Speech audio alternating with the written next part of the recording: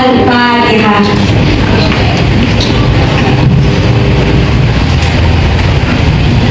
Amin. Kalau gitu diabsen dulu ya. Adila Aura namanya. Hadir. Gimana kabarnya hari ini? Baik. Oke. Afifa Abra Amatullah. Gimana kabarnya hari ini? Aida Roza Fitria. Gimana kabarnya? Baik. Kenapa? Baik. Oh, sakit hati. Alidia Fitria. Hadir. Gimana kabarnya? Anissa Salsa. Gimana kabarnya? Adina Rusnia. Gimana kabarnya? Alia Jazila Rufida. Gimana kabarnya? Aura Kendana Firdaus. Gimana kabarnya? Aziza Sahadat Jamaini. Gimana kabarnya? Astia Nur Syifa. Gimana kabarnya? Bunga Aulia Rahma. Hadir. Kalista Broto. Gimana kabarnya? Chelsea Laila. Gimana kabarnya? Insya Allah bagus semua loh. Javina Aurelia. Dea Ayu. Faria Naila. Fitri Anabila. Malia Nubita. Ibnan Erwin. Iza Kodronada. Kamaila Lamraza. Rafa Italia. Mawar Datul Ibadah. Mawati Putri Maharani. Mirza Asabina. Muhammad Sadatul Ulia. Nadia Kirana Ibadari. Nafisa Hamila. Naila Syifa. Nada Iin Nurmadita. Nada Syaraini. Nihaya Maulidia. Nur Akram Zuro. Nurul Izza. Febri Tanwi. Rena Salwa. Rizky Anadia. Siti Rosa. Syifa Amila. Zahratul Aulia Furida. Zahratul Aina Tasha. Zulfi Murtaza. Hadir. Untuk teman-teman kita yang sakit, kita doakan semoga cepat sembuh. Amin. Oke, pada hari ini kita akan membahas mengenai sejarah kerajaan-kerajaan Islam di Nusantara. Ada yang ingat nggak? Apa manfaat dari kita belajar sejarah?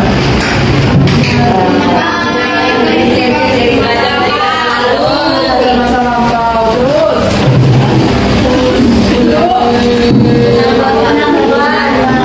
untuk menambah pengetahuan. Selain kita belajar masa lalu, tentunya kita juga harus mengetahui masa lalu dan belajar dari untuk perbaikan-perbaikan di masa depan.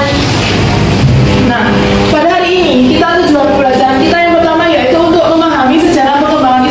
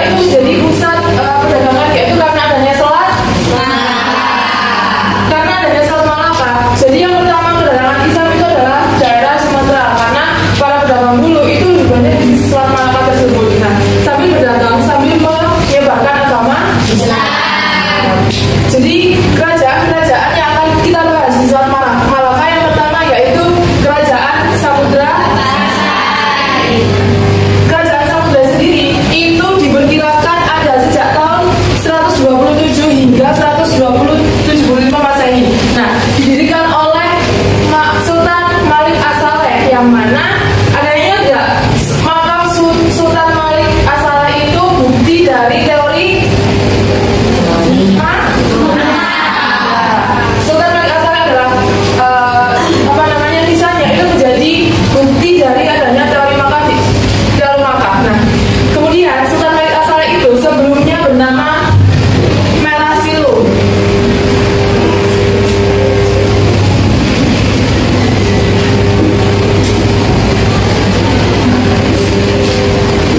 Nah, setelah beliau masuk Islam, akhirnya beliau ini berganti nama menjadi Malik As-Saleh. Nah, Sultan sendiri itu adalah sebutan gelarnya. Jadi kayak kalau di Belanda biasanya kayak raja dan sebagainya. Nah, kalau di Samudra Pasai sendiri itu disebut dengan Sultan. Nah, ini juga menjadi salah satu bukti dari adanya teori Mekah karena di Samudra Pasai itu menggunakan sultan yang mana pada masa-masa tersebut itu sultan itu berasal dari daerah Jazirah Arab. Nah, menurut catatan Merasilu sendiri itu adalah dulunya itu semacam kepala dusun, semacam seperti itu. Nah, akhirnya menjadi raja pada Samudra Pasai. Next. Nah, kerajaannya ini sendiri didirikan pada tahun 1267 Masehi. Nah, buktinya itu apa? Adanya kerajaan Samudra Pasai itu. Nah, ditemukannya 3 batu nisan bersurat yang mana pada nisan tersebut itu dituliskan kisah dari Samudra Pasai bahwa ada kerajaan Islam pada masa-masa tersebut. Samudra Pasai sendiri itu merupakan kerajaan Islam pertama di Indonesia. Nah, berikut adalah raja-raja dari Samudra Pasai. Yang pertama ada Sultan Malik As-Saleh, kemudian Sultan Muhammad Malik Zahir, ada juga Sultan Mahmud Malik Zahir, kemudian ada Sultan Zainal Abidin Malik Zahir, ada Sultan Nahdisya, ada Abu Zain Malik Zahir dan Mahmud Malik Zahir. Nah, setelah membahas bagaimana pendirian dari Samudra Pasai sendiri, kita akan membahas mengenai sistem ekonominya. Nah, kita ingat tadi Samudra Pasai berada di Sumatera yang mana memiliki selat Malaka. Nah, pada zamannya selat Malaka itu adalah pusat perdagangan di Indonesia itu sendiri. Jadi banyak orang Arab, Persia, bahkan Cina itu berdagang ke Indonesia. Nah, kerajaan Samudra Pasai itu bekerja sama dengan Cina pada masa Sultan Malik As-Saleh. Jadi mereka itu bekerja sama dalam hal perdagangan. Buktinya apa dari hubungan kerajaan Samudra Pasai dengan Cina itu dari catatan dinasti Yuan yang mengatakan bahwa dari Samudra Pasai itu memilih 2 utusan untuk bekerja sama dengan Cina. Nah, untuk masa keemasan sendiri itu dimulai pada abad ke-16. Buktinya dari catatan teori Pires yang mengatakan bahwa Samudra Pasai itu mengalami masa keemasan pada abad ke-16, di mana berbagai kemajuan bidang baik itu perdagangan, politik, dan lain sebagainya. Komoditas dari perdagangan Samudra Pasai sendiri itu adalah lada, sutra dan kapur barus. Komoditasnya sendiri yaitu adalah lada, sutra dan kapur barus. Nah, pendapatan dari Samudra Pasai itu dari mana? Tentunya dari perdagangan. Terus ada juga impor dan ekspor. Nah, Samudra Pasai sendiri itu juga mencetak mata uang yang disebut dengan Chinese. Apa mata uangnya? Chinese. Nah, Chinese sendiri itu adalah kayak koin yang terbuat dari emas atau jam. Kemudian dalam bidang keagamaan, pada abad ke-14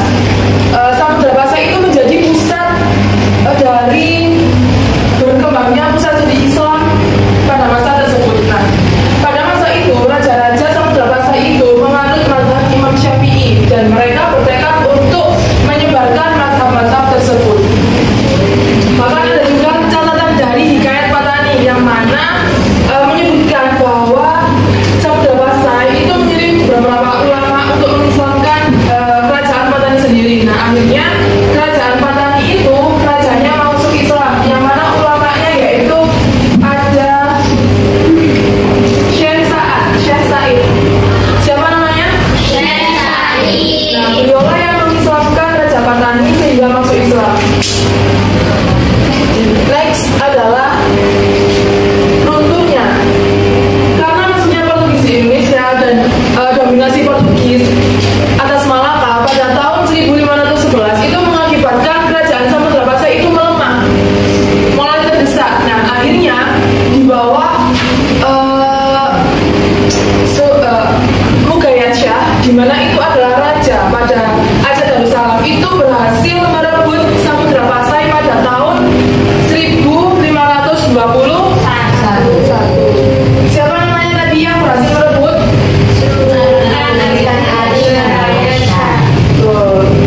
Sultan Ali Mugayat Shah.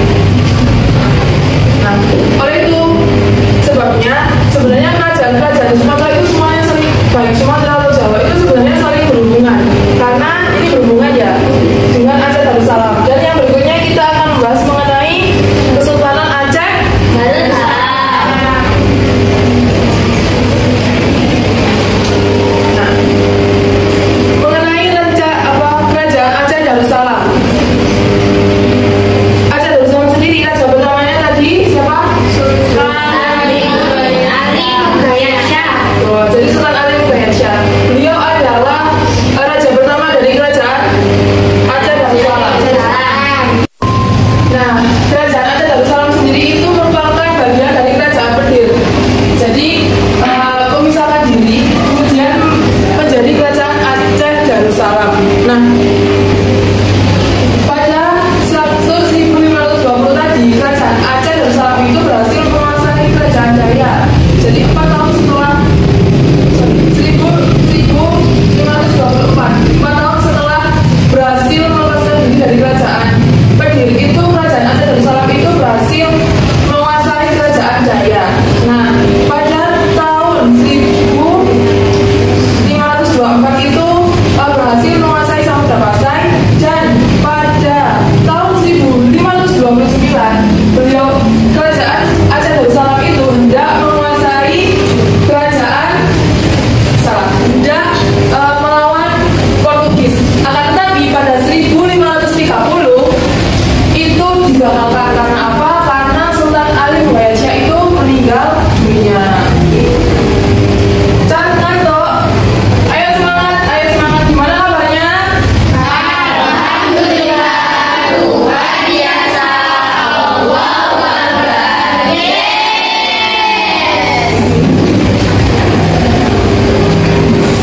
Nah, masa keemasan Aceh sendiri itu pada masa Sultan Iskandar Muda, di mana pada saat tersebut Aceh Darussalam itu mengalami banyak sekali kemajuan, baik itu perdagangan dan lain sebagainya. Nah, perekonomian utama kerajaan Aceh adalah perdagangan, terutama komoditas utamanya adalah lada. Nah, Aceh sendiri itu menjalin hubungan perdagangan dengan Makkah, kemudian dengan Arab, Turki, Mesir, Prancis, dan lain sebagainya, bahkan sampai dengan Jepang.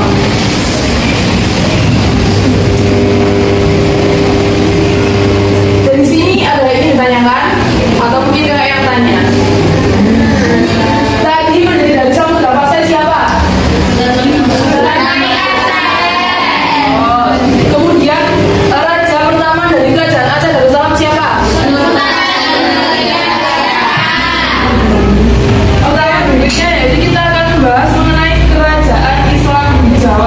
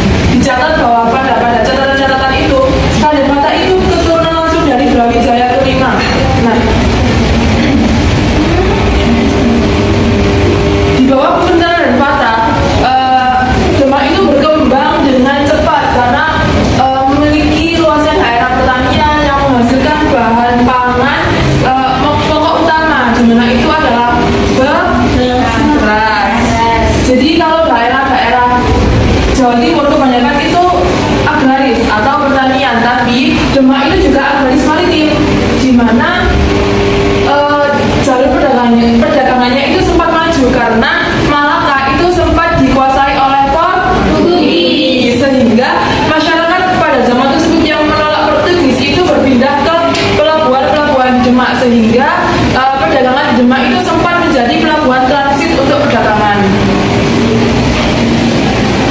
Nah, pada masa pemerintahan Raden Fatah, kekuasaan dari Kerajaan Demak itu berkembang sampai Jepara, Tuban, Sedayu, Palembang, Jambi, dan beberapa daerah-daerah lainnya.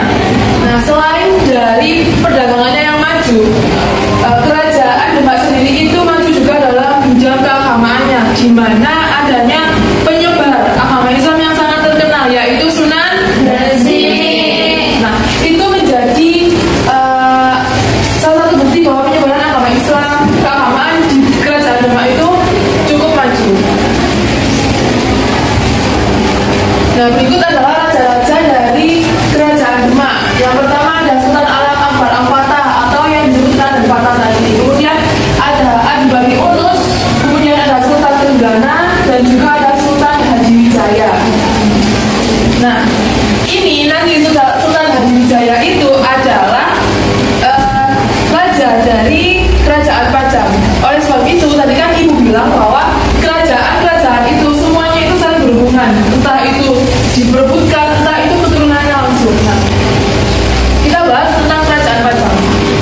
Kerajaan Pajang. Nah, Kerajaan Pajang sendiri itu adalah pendirinya adalah Joko Tingkir atau Hadiwijaya itu tadi yang sebelumnya dari Kerajaan Demak. Nah, Joko Tingkir itu dari nanti Kerajaan Demak itu juga berhubungan langsung dengan Kerajaan Mataram. Nah, Joko Tingkir itu ada suatu masalah di Kerajaan Joko Tingkir antara Ratu siapa? Kalinyamat. Ya, dari Ratu Kalinyamat tadi itu dengan Arya Penangsang. Dengan Arya Penangsang. Jadi ada suatu problem karena Arya Penangsang itu membunuh adiknya Ratu Kalinyamat tadi. Nah, Joko Tingkir tadi, Hadiwijaya tadi juga pernah dibunuh oleh utusan Arya Penangsang itu tadi. Nah, akan tetapi gagal. Joko Tingkir justru mengirim kembali utusan tadi ke Arya Penangsang, bahkan diberi dengan kayak armor, baju perang dari Kerajaan Pajang. Nah, karena Ratu tadi itu memohon kepada Joko Tingkir, akhirnya Joko Tingkir itu mengiyakan untuk membantu dalam membunuh Arya Penangsang tadi. Dengan cara apa? Dengan cara sayembara. Nah, dengan sayembara tersebut akhirnya ada 2 orang, dan salah satunya itu Ki Ageng yang mana ikut membantu dalam upaya untuk membunuh Arya Penangsang. Nah, ini nanti berhubungan dengan Kerajaan Mataram. Kita lanjut ke Kerajaan Mataram. Ki Ageng tadi itu berhasil membunuh Arya Penangsang, di mana sebelumnya bahwa siapa yang bisa membunuh Arya Penangsang itu nanti akan diberi wilayah Mataram. Nah, lambat laut Hadiwijaya atau Joko Tingkir itu tadi meninggal dunia, sehingga dilanjutkan oleh putra dari Ki Ageng dan juga Joko Tingkir. Jadi Joko Tingkir itu memiliki putra yang namanya Pangeran siapa ada tahu? Pangeran Bernowo.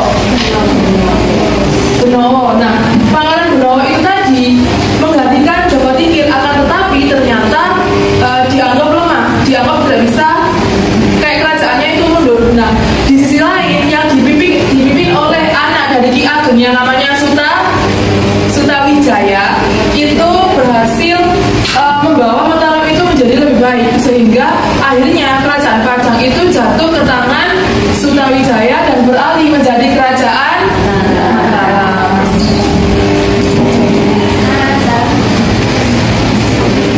Nah, setelah dari Sutawijaya tadi, masa keemasan dari Mataram itu adalah pada masa Sultan Agung, di mana berhasil memperluas wilayah-wilayahnya ke berbagai daerah seperti Surabaya, Pasuruan, Tuban, dan lain sebagainya. Nah, Mataram itu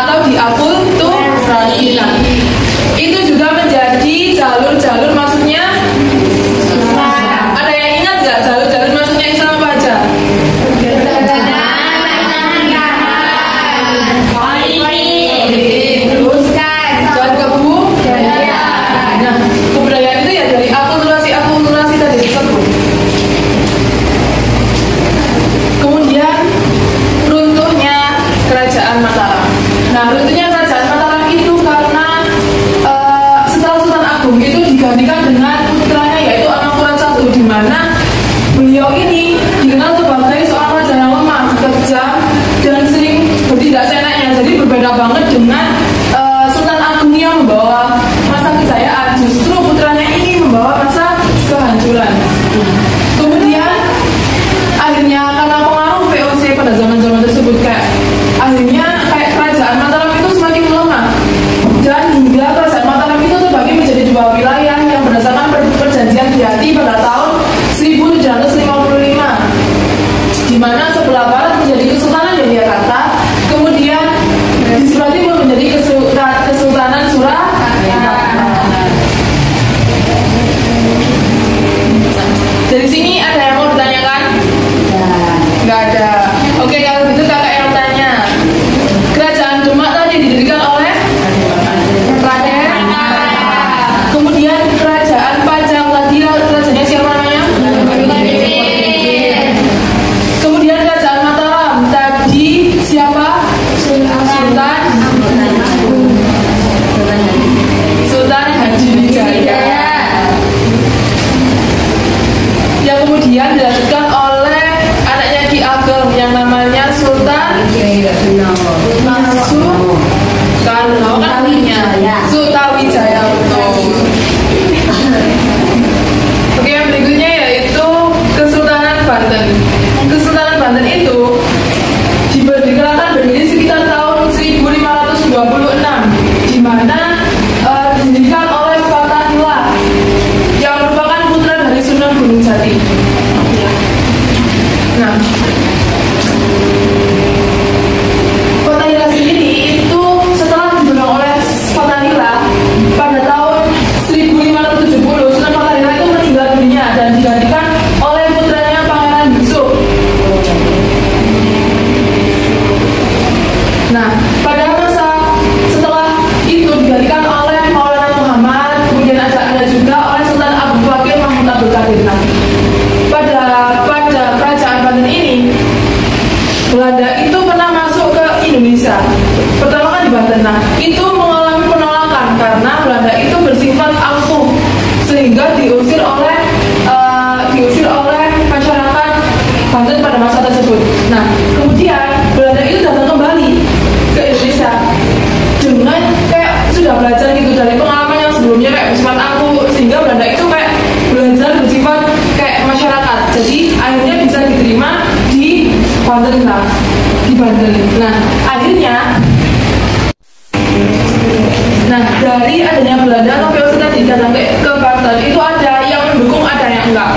Sultan Ageng Tirtayasa itu menolak adanya VOC di Banten. Kemudian dari Sultan Haji itu justru menerima. Nah, Belanda memanfaatkan situasi ini sehingga Sultan Ageng itu turun tahta dan diganti dengan Sultan Haji yang akhirnya itu mengakhiri kekuasaan dari Sultan Ageng itu tadi. Nah, inilah yang membawa kemunduran pada kerajaan Banten tersebut. Nah, dari sini ada yang ditanyakan? Tadi siapa raja yang mendirikan kerajaan Banten?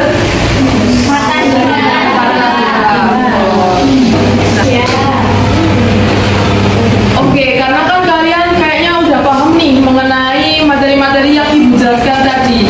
Kalau gitu akan Ibu bagi menjadi 8 kelompok. Jadi 1, 2, 3, 4 dilanjut dengan belakangnya. Jadi saat ini dibagi 2.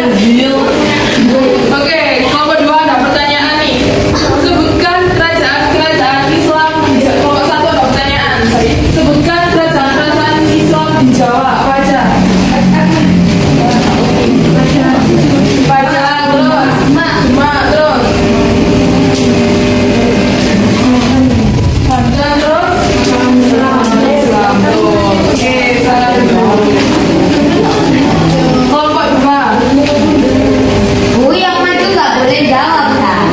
Nggak apa-apa. Pacar itu nggak mau jawab, nggak boleh jawab.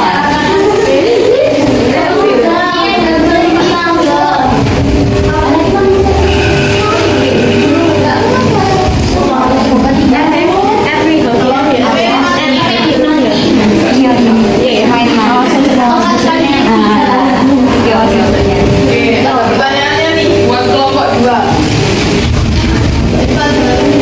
Kerajaan Demak didirikan oleh siapa? Jadi kan kerajaan Demak.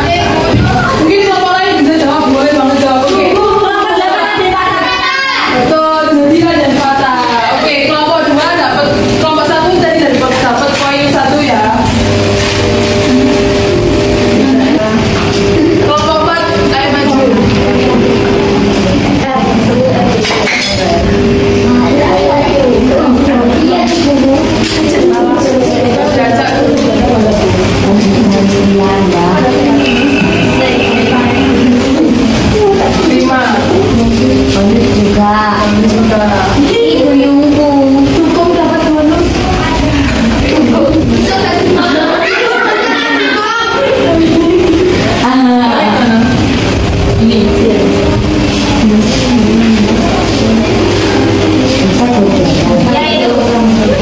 Bisa nomor 5.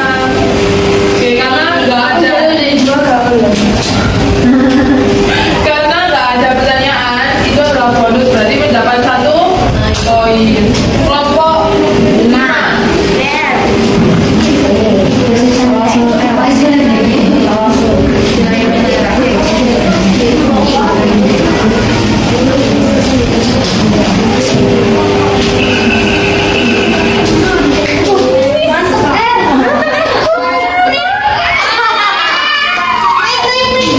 Tapi ada pertanyaan nih. Ya apa?